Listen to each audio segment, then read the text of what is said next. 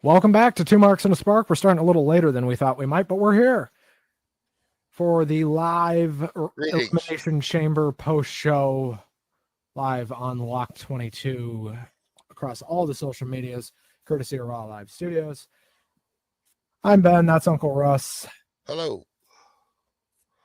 Brother, that was a fucking strange PLE. It was an unusual one. Really weird. I like being surprised. I like being swerved. But this time, it feels like I'm not sure where they're going. Some really odd choices. Yeah, just bizarre. Just a bizarre show. 3 hours, four matches, plenty of falderall and foolishness added that we could have done without. I mean, we're not going to spend like a ton of time. I do have a news thing I want to get to after we talk about this, and it's arguably more significant than anything that happened on this show, as weird as that sounds. But this show felt like a stopgap, even though it got, like, I wouldn't even say unpredictable is the right word for this show, because the swerves they did were somewhat predictable if you thought they were going to do the dumb thing. Yeah, there you go.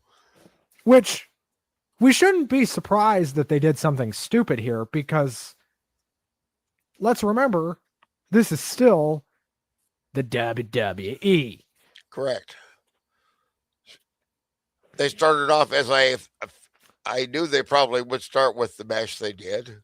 Made sense. They do the same thing at the Rumble now, more or less. This show starts with the women's elimination chamber match. Look, this was the better of the two chamber matches, and it still wasn't good. It was better by far. Yeah. Had some great spots, but overall not a memorable match for the whole thing. Just for a couple of good spots. The Asuka broke out the mist for this match, which good, but like, why was Alexa Bliss the first one eliminated? That surprised me a little bit. And then Asuka was eliminated along with what else went out with her at the same time? Was it? It was Kiana. Kiana James, who had some good moves, looked good. I think we'll get to know her a little bit more. Match. I just don't know why she was in this match. Yeah. I didn't feel like it seemed kind of strange that there were other ones that they seemed to be pushing more. If they were going to have one of the younger NXT women there, she was the last one I expected. Look, she's pretty good though. I don't know what they're doing with her, but why was Lyra not in this match? Mm-hmm. Why was Bailey? None of those people were on the show. None of them were on the show. And by the way, we're going to talk about this as this show goes along. There's just a lot of big names just missing from this show, because there is only 4 matches on this show, despite the fact that it was a 3-hour show. Yeah, they didn't want to write as many paychecks this time around. There was a lot of people that probably should have been there. Nobody from the Judgment Day other than the 2 participants in the 2 matches were there. No backup. This show felt like one giant missed opportunity after another, and perhaps none more so than in the women's elimination chamber match, because there was a bunch of women that could have been in this thing that weren't the 6 women that were in this thing. Yeah. Plus, I think that the crowd's reaction affected the feeling of the show. The crowd was hot. They were pro CM Punk and AJ Lee, obviously. But even given that, they felt like the crowd was a little hostile. Maybe that's Chicago crowds in general. I don't know. But no, the crowd felt a little mean-spirited. The crowd knew what was going on, which was WWE lied about the attendance number. There was not 19,000 people in that building. No way. I think they inflate their numbers about that stuff all the time. No, but this was like really inflated. I think there might have been 15,000 people there at most. And that's pushing it. It might have been 12. Yeah. Well, they talked about record numbers, but yet a week ago they were reporting they were down in ticket sales and down in pre-sales for WrestleMania. They were down. This show wasn't sold out. Right. So maybe if they didn't charge $800 a ticket, that might change. Just thinking, it's possible. Well, yeah, that would help. And then, and this fucking blew my mind. I couldn't believe it. So the final two were Raquel and Rhea Yes, because they threw Tiffany out of this match early. they sure did. See, that would have been the crowd favorite, I think. Her or Alexa Bliss. That not my favorite, but the one the fans like the best. Also, storyline wise, she made the most sense. Whether she's your favorite or not, storyline wise, Tiffany Stratton makes the most sense. Do you know why? Because her and Jade Cargill have been feuding for God fucking knows how long. And it's never been resolved. And it's never been resolved. What the fuck? Unless they're going to do a triple threat. It probably never will be. Are they going to do a triple threat where it's Stratton, Rhea, Jade? Because that is the only way this makes any goddamn sense. That's possible. They could. I just don't want. I've grown to appreciate Tiffany's wrestling talents. I don't like to hear her talk. I find her voice kind of shrill and annoying. I was saying to the wife during the show that maybe one of the ladies will drop her right on her voice box on the top rope, but we won't have to hear her scream for a while. But that being said, she's not a bad wrestler. How stupid was her fucking hair tonight, though? Well, it was different. I'll give it that. She looked different. Didn't quite recognize her at first, but okay.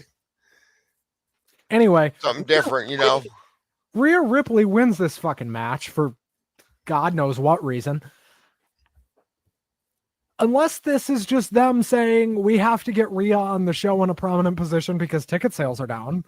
That's kind of what this felt like. Right. Also, we're used to seeing her all the time with Io Sky. She was nowhere to be seen. A lot of the people that you normally see on Raw and SmackDown were gone. Yet we had R-Truth doing a pizza ad. So we'll get to that.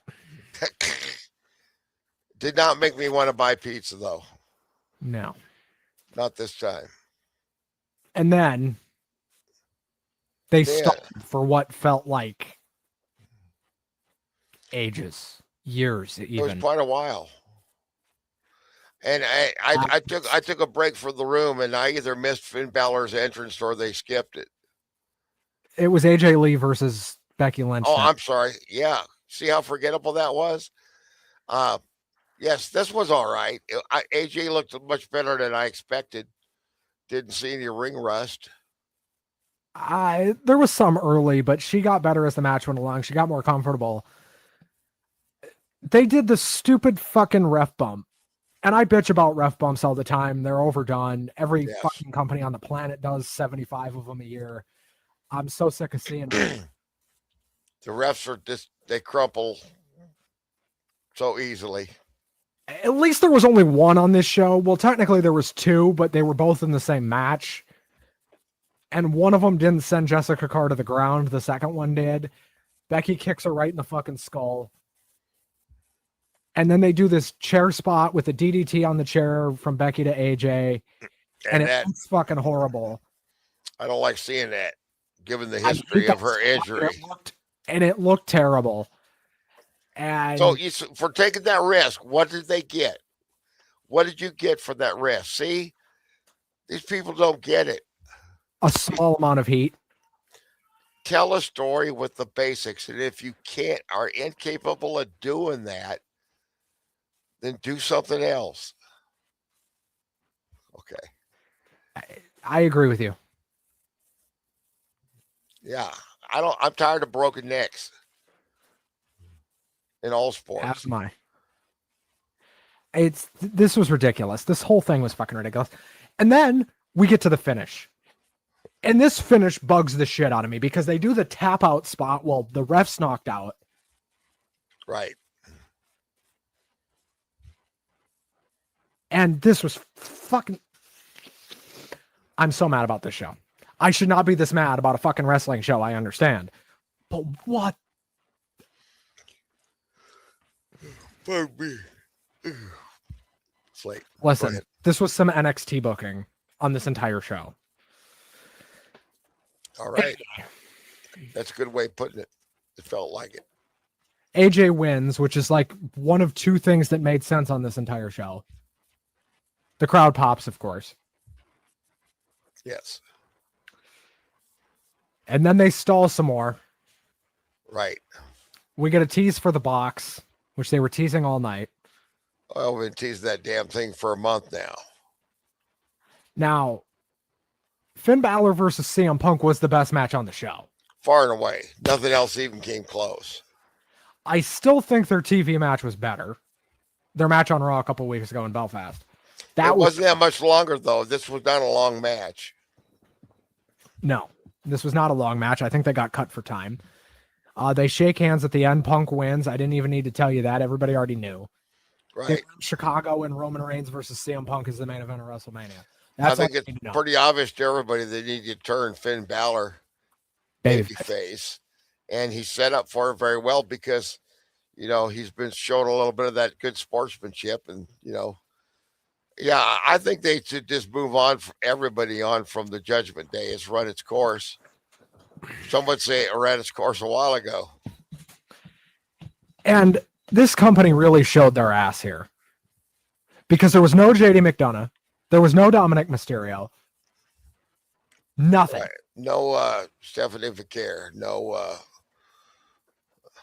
were two nobody. Champions. Right. Well, three, actually. There were three champions on this show. Jade Cargill, CM Punk, Drew McIntyre. And we'll talk about Drew McIntyre. And all Jade Cargill did was wave from the skybox, right? Well, let's not act like Drew did much more than that. Yeah. Well, sure. He just did a little interference. Because of course he did. And then we get to the box. Which first, of course, they had to shove a Papa John's ad down our throat. And then we get to the box. They turn all the lights off in the building. And Pierce and Aldis are standing there like jabronis with crowbars. Yeah. Everybody knows that box is fucking gimmicked. Oh, man, I apologize. There's a hole in the back of the box, which who would have guessed? Only me. Mm-hmm. Well, you knew who was in there.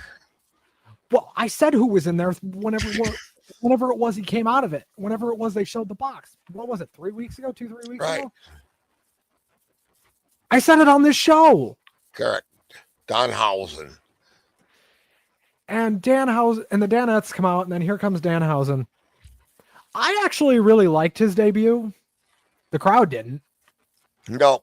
Silence mixed with booze. But can I give you a theory as to maybe why that happened? Because they didn't know who the hell he was? No. Okay. I think the crowd had given up on this show. They were there to see two matches. AJ Lee versus Becky Lynch and CM Punk versus Finn Balor. They didn't care about the rest. Yeah. I've definitely felt that way. Because the men's chamber match, this crowd was dead. Yeah, they tried to get that going in there, everything they could throw at it to get it going, but it seemed to move slow. It moved at a saunterly pace. Like saunterly, I like that. That's unbelievably slow. Insanely slow. Stupidly slow. Even. Trick Williams looks great. Javon Evans does an insane spot off the pod and damn near dies and then gets eliminated immediately by Trick gets eliminated. I didn't think he'd go that fast. I loved everything he did. But he didn't get to do much. He got bouncy, that's for sure. Definitely. You know, every single one of these guys wasted an awful lot of energy in their entrances, you know, climbing up and down on the pods and climbing around on the cages and flexing and posing. And I was waiting for somebody to slip and fall and break their neck and said, oh, well, we need another Cabardes, but let's go. Didn't happen, though. Anyway, this match was a whole whack ton of fucking nothing. I didn't expect Logan Paul to do that much, but I was wrong. Unfortunately, you were The wrong. way they booked this, he was like the most impressive one of the whole match. Unfortunately, you were wrong. Yeah, I thought his stature would be. Hey, I know you're not an Austin Theory fan. If they had to have someone from the Vision, wouldn't you rather have seen Austin Theory than Logan Paul? I'd rather seen Paul Heyman. that would have been kind of sad, wouldn't it? I mean, everybody's getting hurt in that group. I swear. Yeah, everybody is. I remember a few years ago, Punk beating Heyman up pretty bad. Yeah, It looked pretty real. Anyway, and then this company has the unmitigated gall. Logan Paul eliminates 3 guys in a row, pretty much boom, boom, boom, rapid succession. yeah. Mind you, there's like less than 10 minutes in the show left when he does this, pretty much. Or maybe there's 10 minutes left exactly in this show when he does this. I want you to keep in mind, everything I'm about to describe to you happened in the last 10 minutes of this fucking show. Or less. It happened so fast. Yeah. So 3 guys are out. It's Seth, Cody, Randy.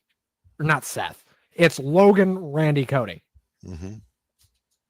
They do another hood spot with the hooded guy who they revealed as like some indie jobber guy yesterday. Correct.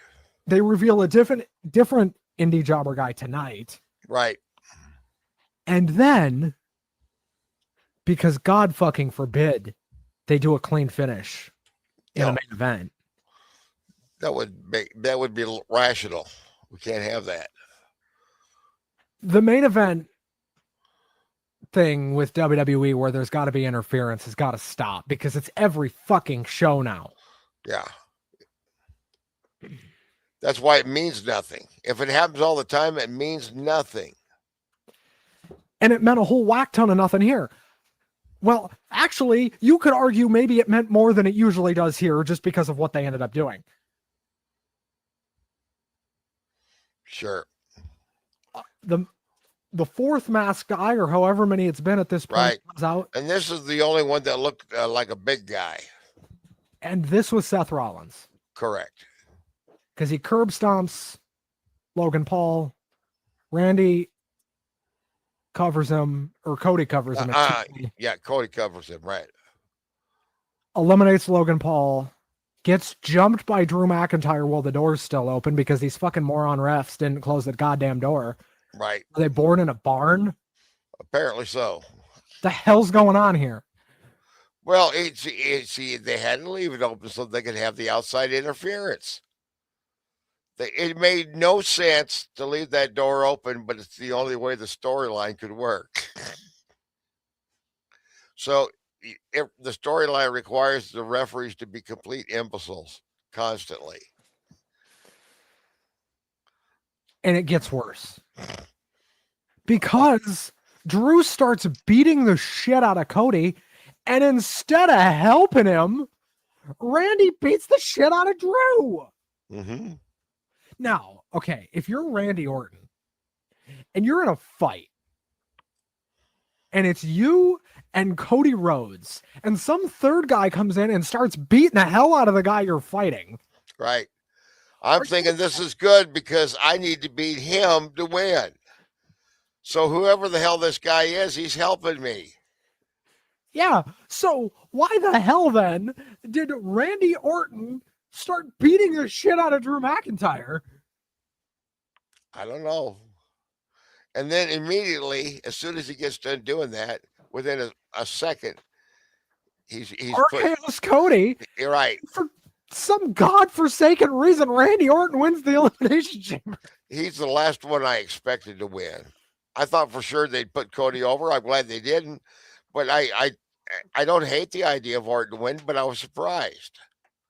Very much so. They're going to have to get him a lot meaner to get him heel, though, by WrestleMania. But he doesn't have to be a heel. Drew's a heel. I know, but Randy Orton as a baby face is about as entertaining as Becky Lynch as a heel. This doesn't feel right, Like Becky Lynch is a heel, especially the promos. You get the feeling like she's trying so hard, she's trying to convince herself she's a heel instead of emoting like she really is one. I know it's acting. I don't know anything about it, but By the way, yes, the crowd did not care that Randy won. I know.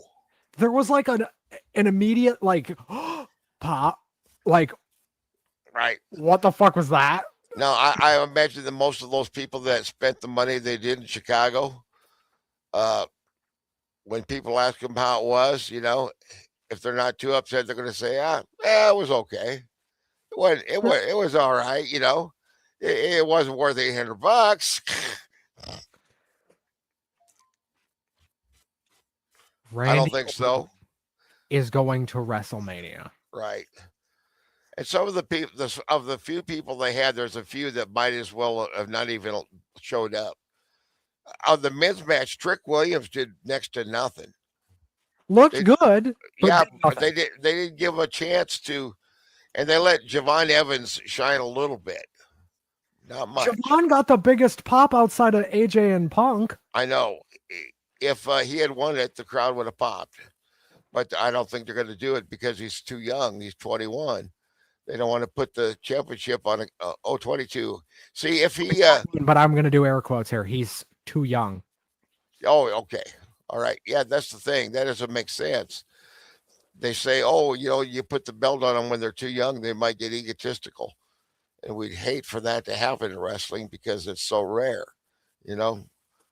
for a champion's ego to get out of control. We just can't allow it to happen, We got to wait until they're 30. Fucking stupid, dude. Then they can handle it. Give yourself the most runway possible to make the most money possible. What the hell are they doing? Yeah. That Javon Evans kid is money. And I think you would agree with me. That guy's a license to print money. Yeah.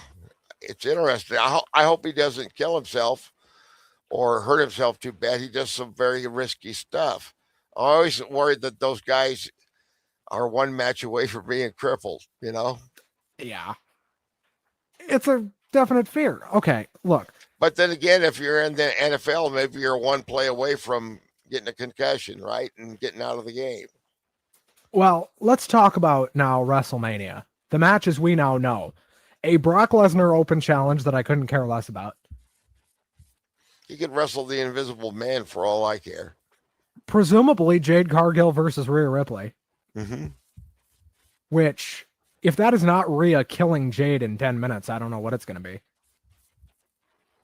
It should be. If Jade wins that match, I might blow a gasket. They're not going to do that. They might. You just said Randy Orton's not winning the Elimination Chamber. That's right. Yeah. Let's put it this way. I don't think it would make sense to keep the belt on Jade at this point. Sometimes, maybe she'd be better off going back to AEW because no matter how much, I'm sure you've seen wrestlers in the past that you thought they really got something, they got potential, and then it seems like they're improving and getting better, but they just never quite get there. There's a lot of them, Yeah. Do you want to know what the big one that I think of all the time with that is? What's that? His name is Orange Cassidy. Oh, yeah. Yeah. I constantly think Orange Cassidy has turned a corner. And then he doesn't. Right. And then I'm disappointed. Of course, because, man, I thought we were going somewhere with this. Well, that's because he's got the inertia of that bad gimmick weighing him down. That's just a cynical opinion from me. But, no matter how good he gets, because of the nature of his gimmick, people are never going to take him seriously as a competitor anymore. They are Santino Marella. he could be the toughest fighter in the world, but nobody's ever going to take him seriously. I couldn't believe this show. This entire show, front to back, was unfucking believable. Russ, what's your grade for the Elimination Chamber? And then we're going to talk about WBD stuff. Well, I'm going to have to give it about a D plus, C minus, right in that range. You know, not the worst show they've done in a while, but came into this feeling like WWE is creatively in a rut and they need to do something. Look at the writer's room. There you go. Exactly. Look at those. Look, they're working hard too. You know, they all look like they're constipated. Scratching the ass, yeah. Yeah, but I don't know. We'll see where they go with this. You know, they need to do something to break out of this rut. This show was not it. No, I would also give it a D, maybe even a D minus. Look, 2 swerve finishes to your 2 big matches on this show are not enough for me to say good job. Mm-hmm. Like, I know why they did this, because everybody, all the fucking people on the internet were saying, no way anybody but Cody wins. No way anybody but Cody wins. Oh, yeah, those people on the internet. That degenerate filth that you find online, you know, like that 2 marks and a spark shit, you know.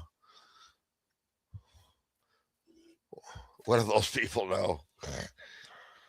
Yes. Okay, Russ, let's rebook this show. Let's go through the card and rebook this show. Women's Elimination Chamber. Who are you putting over? Raquel Rodriguez. AJ Lee versus Becky Lynch. Who are you putting over?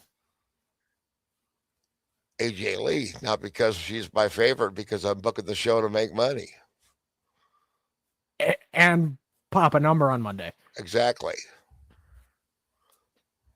Finn Balor versus CM Punk. I'd put Finn Balor over just to piss off Chicago, and I like him better. But money-wise, it makes sense to do it the way they did, and to make Finn look strong and tease a babyface turn. That makes good business sense, and it makes them both look good. Finn Balor look bad here. Finn Balor did not look bad in this match. You know, I think if I was his boss, you know, even if I didn't like CM Punk, I'd figure out a way to work with him to make money. And you'd have to exactly what Hunter's doing. You'd have to give him some creative control too, because it's obvious that he knows more about his character than the writers do. And then the men's Elimination Chamber. Who would you have put over there? That's a tough one. I would my favorite would have been Javon Evans. I might have taken a risk on him. That almost made more business sense than what they fucking did. Right, exactly. Look at it from a long-term business perspective. Even if Javon goes to Mania and loses to Drew, which I assume he probably would. Even if he loses to Drew in a 15-minute match to open night 2. Oh, well. Sure. Like, get this guy on the card. Sure. In a high-level spot. I'm sure a lot of those people that work for that company would be very happy to take a spot, any spot on WrestleMania. Whether they won or lost, he wouldn't care, just to get on the show. Even if you were going to do Javon versus Drew versus Cody, that would have made more sense than what they're doing. Mm-hmm. Mm-hmm. Because Randy Orton, people forget, they just haven't been using him for the better part of 6 months. Correct. You know, and also, you know, I mean, you could get somewhere with putting one of the heels over. But I don't know. I don't think Logan Paul would be the guy to do that right now. I think, you know, some of the other guys that were in the Vision could have carried that off a whole lot better, like Braun Breaker. I don't think enough of the fans are ever going to, you know, as much as they like his wrestling, the fans are never going to like Logan Paul because even the people that like Logan Paul don't seem to like him. You know what I mean? So it all comes back to this. I agree with everything you said booking wise, by the way. We are in line, except for I probably would have put Tiffany Stratton over in the women's chamber match. Look, this entire show was a big swing and a miss. Yeah. Like a massive swing and a miss. And by the way, I thought SmackDown last night was also horrible. I didn't watch it. I watched the highlights and it looks like I didn't miss a lot. Brother, I don't even want to talk about SmackDown. I fucking hate that television program. Also, why was Penta not in the men's chamber match? One of the most over guys they have. Why was Damian Priest? You want to talk about over? Damian Priest is fucking over, man. Yep. Aleister Black was not there. He's over too. Right. They used Rusev in one of the qualifying matches. I was certain he wouldn't be used correctly or in any way that enhances his career.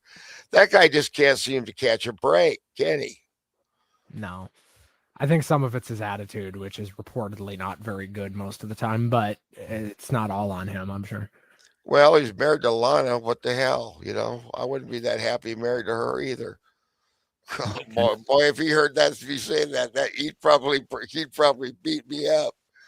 I'm just talking about the impression you get through the TV screen. You know what I mean? All right, Russ, let's pivot. All right. Spend a few minutes talking about the Warner Brothers Discovery news this week. Oh boy, this ain't good. For wrestling fans, this is not good. I just want to put out there that like every wrestling show on the planet is sick of talking about this. We are sick of talking about this, but we have to, unfortunately. Yeah. Do me and Russ want to be talking about Warner Brothers Discovery? No. Do we ultimately care that much? A little bit more than we would have otherwise, but yeah, because we might end up having to buy another damn subscription service to watch AEW in the near future. It's possible. I mean, nobody knows for sure what's going to happen, but we know that AEW will be affected in some way, and it's all up in the air. So, which is about the last thing that company needs right now. Let me set the table, okay? It was reported a number of weeks ago that Netflix had agreed a deal to buy WBD. Really? Just Warner Brothers. They weren't buying Discovery. They were just buying Warner Brothers. No kidding. And they don't have to promise to fire anybody. Right. Okay, good. Well, we want to keep the Orange Man happy. Well, they're not in line with the Orange Man anyway. They don't particularly give a shit what the Orange Man says.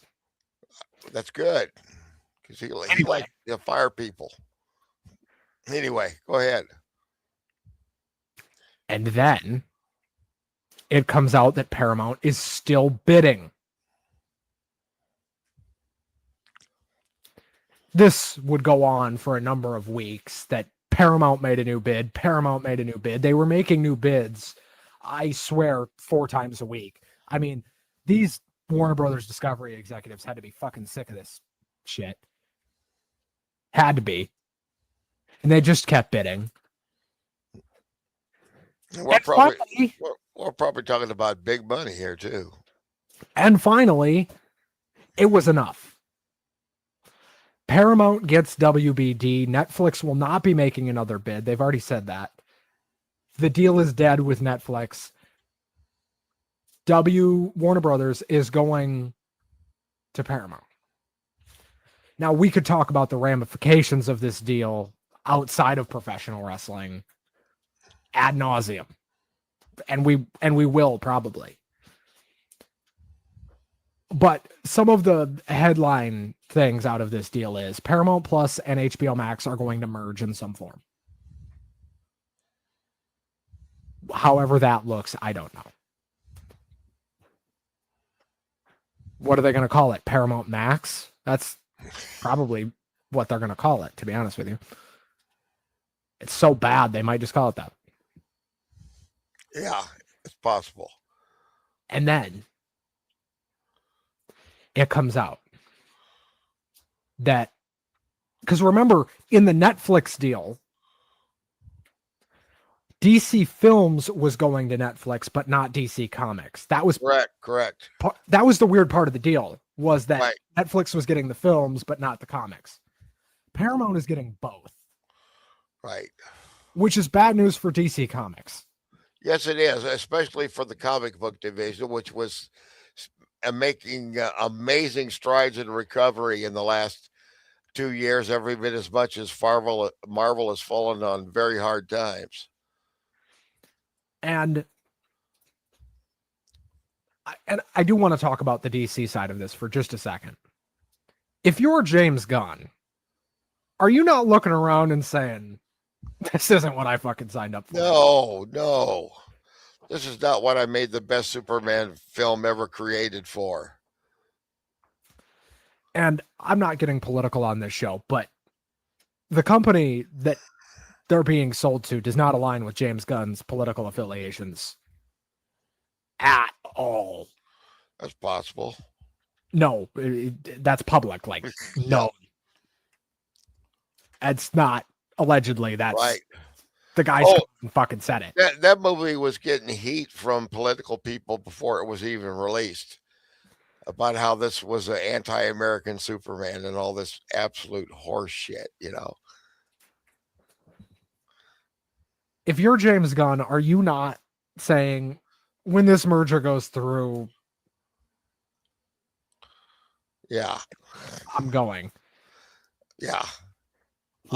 I'd be updating my resume. Yeah. You think he goes back to Marvel? Oh, thank God, they need some help. If they're going to keep making movies and TV shows, they better be hiring somebody. New. I think Feige out, Gunn in makes the most sense for that. Anyway, enough on the DC stuff. Let's talk about how this impacts AEW, because we're here to talk about wrestling. Once in a while, yes, sir. This is bad for AEW. Granted, the Netflix deal would have been worse.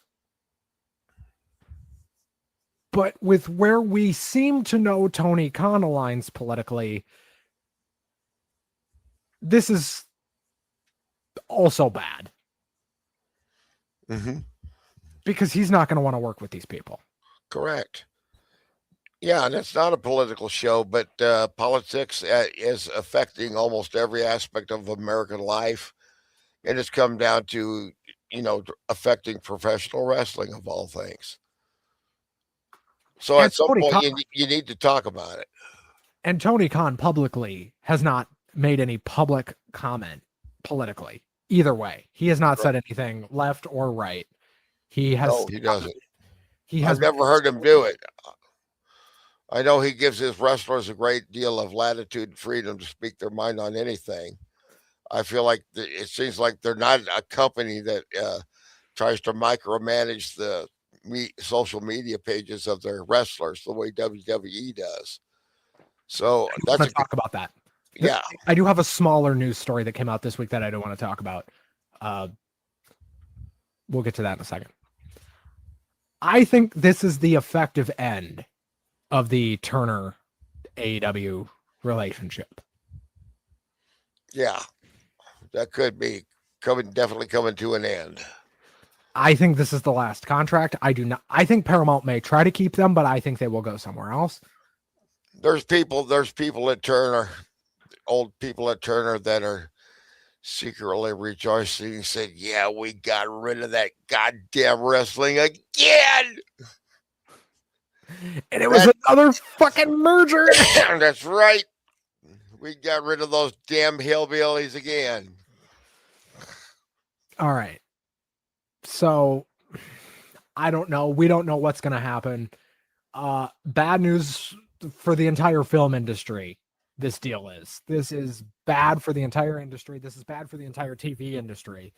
And may mean the effective end of HBO as well. Who knows? I don't think they'll completely kill HBO. There's a lot of implications for shows like The Pit, which is probably the biggest show on television right now. That's on HBO Max.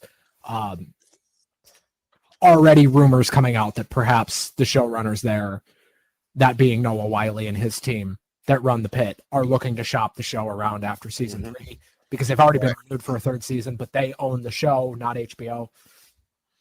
So Warner Brothers does not own that show.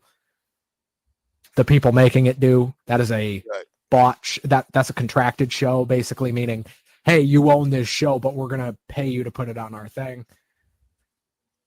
You know, we're gonna pay you for content. Correct.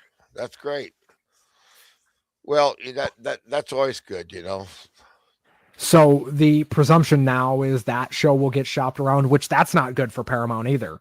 Because if they can't hang on to the pit, I mean, what does HBO have left other than the pit right now? I mean, that's their biggest show right now. I mean, I know they have this Game of Thrones prequel going on that is apparently doing very well, but the pit is making them more money than anything else. But there's a whole lot of people that, like me, that never got through the first time are not even willing to even think about trying another Game of Thrones. Right. So, but like the pit has kind of transcended into the mainstream in a way a lot of streaming shows wish they could. Right. You know. And then let's center this back on wrestling. They're going to lose AEW. Yeah, and I hope they can find a home. Have you had mentioned to me the other day a rumor about one possible channel in rumors for the AEW? I would think Prime Video is the Prime, okay, right. And I actually think that's probably where the pit ends up as well. And I'm not reporting that. That's just speculation. That is reckless speculation on my part as to the future of two shows, both of which I enjoy. One very largely successful, and the other, I think AEW is what, moderately successful? What do we say? Yeah. They're not failing, but they're not like, you know, the most popular show on television either. I don't know. Let's talk about the smaller news story this week. Okay. Kayla Braxton. Yes. What happened with her? I did not hear the news. Did you hear about this? I don't think I did. Well, much like Ava a few weeks ago. You remember that story. Mm-hmm. Kayla Braxton took to Instagram. Oh, no. That's usually not a good thing. No. I thought this was funny. I agree with what Kayla's saying here, by the way. I just want to put that out there. Like, I agree with what she's saying, but what the fuck? She basically said something to the effect of, kind of wish I could have spoke my mind politically a little more when I was in WWE. Mm-hmm. They deterred that. Oh, yeah. I'm sure they did. I'm not surprised. She then was critical of the Trump administration for several paragraphs. Okay. So you get a lot of heat for it? It was I don't even know why this is a news story. I just saw it and wanted your take on it. Like, yeah. I argue with people about politics all the time online, and I try to persuade people with facts and information and reason. And when that fails, and if they've got nothing to do but insult me, I sometimes ignore it. And sometimes I'm very happy to willing to get right down into the gutter with them and tell them to go fuck their mother, you know, or something along those lines. But generally, you know, that kind of conflict, it generates a lot more heat than it does light. It's difficult time to talk with people about politics because people on all sides are less inclined to use their brains. Yep. Well, folks, a very bad elimination chamber. Disappointing. I have a recommendation if you have a strong political disagreement with a good friend of yours, because this is something that I experience on a regular basis, and we discuss politics, and it can get a little heated, and then we always end up having a few beers and singing karaoke. So That's not a bad way to handle it, I If mean, if you could you're get the away, ultimate negotiator. well, if you can reason together without screaming and getting your feelings hurt. Exactly. Yeah, Well, folks, thank you so much for joining us, whether it's live or on the replay. very much enjoyed. I tell you what, I enjoy talking about the show with you more than I enjoyed the show. Isn't that usually the case? I said, Especially when "Are we're you looking?" talking about SmackDown. My wife says, "Are you looking forward to seeing the show?" And I said, "No, but I'm looking forward to complaining about it with Ben." Well, Let's I hope also for look. that. Let's hope Monday Night Raw gives us something new and interesting to talk about. That doesn't make us scratch our heads and say, "What the fuck are they doing now?" Russ, I think we're doing the show before Collision next week. Otherwise, I'd say let's just watch Collision instead of Right, SmackDown. right. But I think we're doing the show before Collision next week. So that is unfortunately not an option. Yeah. Well, I'll at least look at least part of SmackDown, and we've got that fast forward button there for a reason. You know, I I don't watch Raw or SmackDown live. It's I I can't. can't. I can. It just moves too damn slow. It's too damn slow and too much bullshit. I used to bitch about NFL games being too long. Not anymore.